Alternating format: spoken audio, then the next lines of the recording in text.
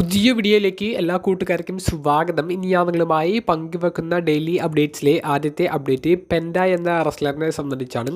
Penta അദ്ദേഹത്തിൻ്റെ social media പ്രൊഫൈലിലൂടെ ഇന്നൊരു video പുറത്തേക്ക് വിടുകയുണ്ടായി. പെൻഡയും അദ്ദേഹത്തിൻ്റെ സഹോദരനായ സ്മാക്ഡൗൺ ബ്രാൻഡിലെ റെസ്ലറായ റേ ഫിനിക്സും അവരുടെ ലൂച്ച ബ്രോസ് എന്ന് പറയുന്ന ടീം റീയൂണിയൻ ചെയ്യിപ്പിച്ച് AAA എന്ന് പറയുന്ന മെക്സിക്കൻ കമ്പനിയിൽ ഒരു ടാഗ് ടീം മത്സരത്തിന് ഇറങ്ങുന്നതായിട്ടുള്ള ഒരു അപ്ഡേറ്റ് ആണ് നമുക്ക് ഏറ്റവും അവസരമായി അവരെ സംബന്ധിച്ച് അറിയാൻ സാധിച്ചത്.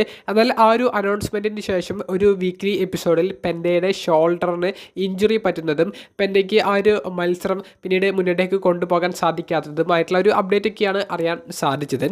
ഇതേ പെൻഡ എന്ന് പറയുന്ന റെസ്ലർ ആ പുറത്തേക്ക് വിട്ടിട്ടുള്ള വീഡിയോയിൽ പറയുന്നത് അദ്ദേഹം റേ ഫിനിക്സുമായിട്ട് കളിക്കാൻ ഒരുങ്ങിയ ടാഗ് ടീം മത്സരത്തിൽ നിന്ന് അദ്ദേഹം മാറി നിൽക്കുകയാണെന്നും തൻ്റെ പകരക്കാരനായിട്ട് WWE ഹോൾ ഓഫ് ഫെയിമറായ റേ മിസ്റ്റീരിയോ റേ ഫിനിക്സിൻ്റെ ടാഗ് ടീം പാർട്ണറായി ആ മത്സരം കംപ്ലീറ്റ് ചെയ്യുമെന്നുള്ളതും പെൻഡ വെളിപ്പെടുത്തുകയുണ്ടായി. അപ്പോൾ പെൻഡ എന്ന് പറയുന്ന റെസ്ലറിൻ്റെ ഷോൾഡർ ഡിസ്ലൊക്കേറ്റ് ആയതിനെ തുടർന്നാണ് ആ ഒരു മത്സരത്തിൽ നിന്ന് പെൻഡയ്ക്ക് മാറി നിൽക്കേണ്ടി വന്നത്.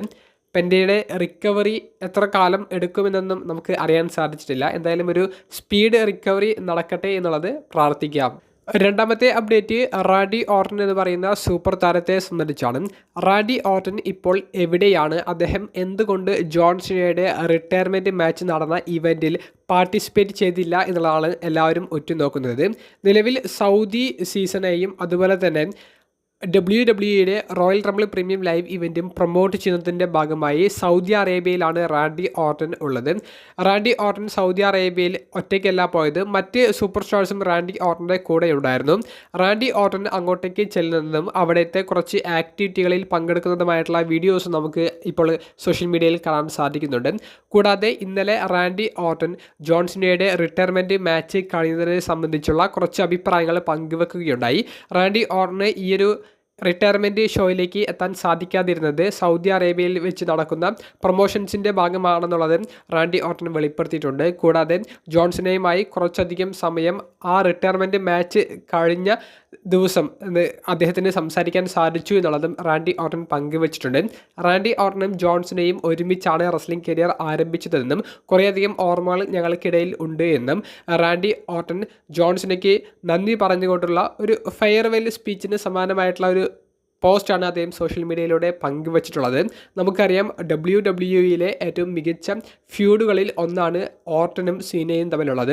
അപ്പോൾ സീനയും ഓർട്ടനും ഒരുമിച്ച് റെസ്ലിംഗ് കരിയർ ഒരേ സ്ഥലത്ത് ആരംഭിച്ചവരാണ്, ട്രെയിനിങ് ഒക്കെ. അപ്പോൾ അവരെ സംബന്ധിച്ച് അവരുടെ ആരുടെയെങ്കിലും ഒരു റിട്ടയർമെൻറ്റ് മാച്ചിൽ മറ്റ് താരത്തിൻ്റെ ഒരു പ്രസൻസ് എല്ലാവരും പ്രതീക്ഷിച്ചിട്ടുണ്ടായിരുന്നു. പക്ഷേ റാൻഡി ഓർട്ടന് അൺഫോർച്ചുനേറ്റ്ലി ആ ഒരു ഇവൻറ്റിൽ പാർട്ടിസിപ്പേറ്റ് ചെയ്യാൻ സാധിച്ചില്ല. അദ്ദേഹത്തിന് അതിൽ വലിയ വിഷമം ഉണ്ട് എന്നുള്ളതും ആ ഒരു പോസ്റ്റിൽ നിന്ന് നമുക്ക് വളരെ വ്യക്തമായി മനസ്സിലാക്കാൻ സാധിക്കുന്നു. എന്തായാലും ഇൻട്രസ്റ്റിംഗ് ആയിട്ടുള്ള കുറച്ച് സോഷ്യൽ മീഡിയ വീഡിയോസ് റാൻഡി ഓർട്ടൻ്റെ ഈ പ്രൊമോഷനിൽ നിന്ന് നമുക്ക് കാണാൻ സാധിക്കുകയുണ്ടായി. അവസാനത്തെ അപ്ഡേറ്റ് ജോൺസണയുടെ പിൻഗാമിയായിട്ട് WWE കൊണ്ടുവരാൻ പോകുന്നത് ആരെയാണ് എന്നുള്ളതിനെ സംബന്ധിച്ചാണ്.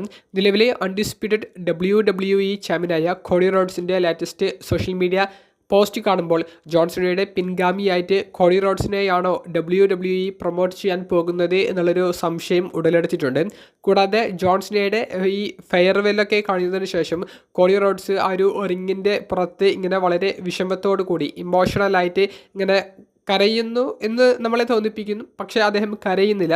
അത്തരത്തിലുള്ള ഒരു സമയം ചിലവഴിച്ചത് അതിപ്പോൾ WWE ചിത്രീകരിച്ച് സോഷ്യൽ മീഡിയയിലൂടെ പങ്കുവെക്കുമ്പോൾ കോഡി റോഡ്സിന് നല്ലൊരു സപ്പോർട്ട് കിട്ടുന്നുണ്ട്. അപ്പോൾ ഇത്തരത്തിലുള്ള വീഡിയോസും കോഡി റോഡ്സിൻ്റെ ഈ ഒരു പോസ്റ്റുകളുമൊക്കെ കാണുമ്പോൾ ജോൺസണയുടെ പിൻഗാമിയായിട്ട് ജോൺസണയുടെ രണ്ടാമത്തെ വേർഷനായിട്ട് കോഡി റോഡ്സിനെ അവർ കൊണ്ടുവരാൻ ഉദ്ദേശിക്കുന്നുണ്ടോ എന്നുള്ളൊരു സംശയമാണ് ആരാധകർക്കിടയിൽ വരുന്നത്.